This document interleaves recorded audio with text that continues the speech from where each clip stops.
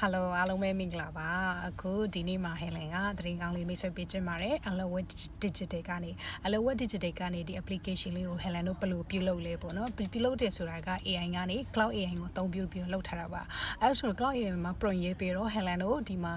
ကကုတ်ရလာတယ်ကုတ်ရလာပြီးတော့ဟယ်လင်တို့ GitHub နဲ့ account နဲ့ချိန်လိုက်တယ်ချိန်လိုက်ပြီးတော့ parcel မှာတင်လိုက်တယ်ပေါ့နော်အဲဆိုတော့ application တကယ်ရလာတယ်အပြင်မှာလက်တွေ့သုံးချဖို့ဆိုရင်ဒီဥစ္စာက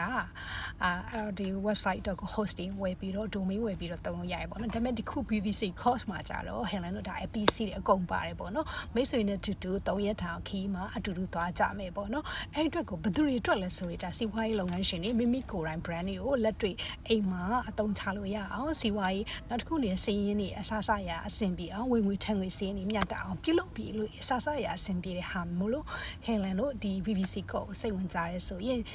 အခုပဲဆက်သွယ်လို့ရပါတယ်ကျေးဇူးတင်ပါတယ်